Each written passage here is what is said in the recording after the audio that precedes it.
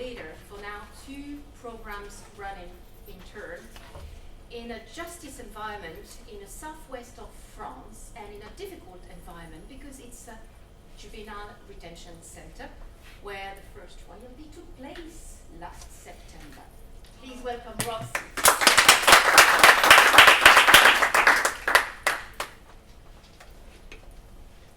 So I want to start with a little story about perseverance, tenacity and hope. So last year, 2018, in February, an inspiring woman decided that she wanted to start a project in a juvenile detention centre. She went round, knocked on all the doors, made all the phone calls, and after months of persevering, tenacity and never losing hope, we began the project in September 2018. And I'd like to thank Sophie for welcoming me along on the project, because it was her who had the idea and the perseverance. So thank you very much, Sophie.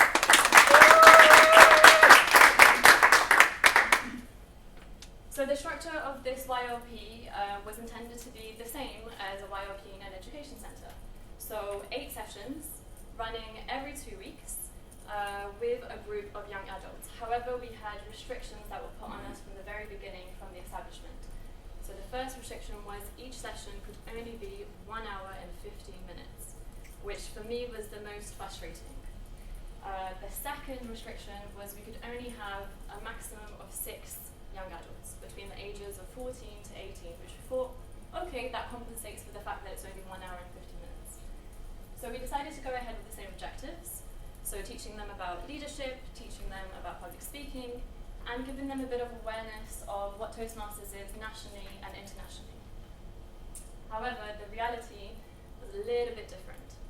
So we never had 6 young adults, we always had much less.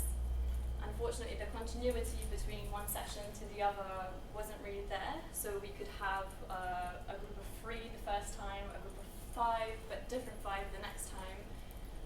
So it was a little bit difficult to share that continuity that some of you might have had. But nonetheless, we did have a nice group in both editions of 2 to 3 young adults who were there for the majority of sessions. So when I say the majority, I mean from 5 up. And the result was wonderful, because even if they were only there for 2 sessions, by the 3rd, you could already see that they took on the feedback that we had given them. So one thing that was pertinent for us in this environment was something that I thought maybe wasn't the case in other YLPs, but I've heard every single person saying it, was a lack of self-confidence. But more than that, it was a lack of self-worth. So in the first session where they had to introduce themselves and they had to speak about themselves, well, they didn't know what else to say other than, well, I'm here, this is my life. So a big part of the work for us was to say, no, this isn't it. There's more to who you are, to your interests, to your hobbies, than just your current situation. So the second thing that was really pertinent was why? Why is this relevant to me? Why is this important to me? So they could choose to come participate in the sessions as an extra activity after their school hours, but they didn't always know what it was going to be. So some of them chose it just to be there, just to not be in their cell. So once they had arrived, they had the choice if they wanted to come back the second time or not. And a huge success, I think, for Sophie and I was when they came back. Because you knew, even if they understood or not why they're there, but they liked it enough to come back, because they had other activities that were running at the same time that they could have chosen. So we always repeated the why.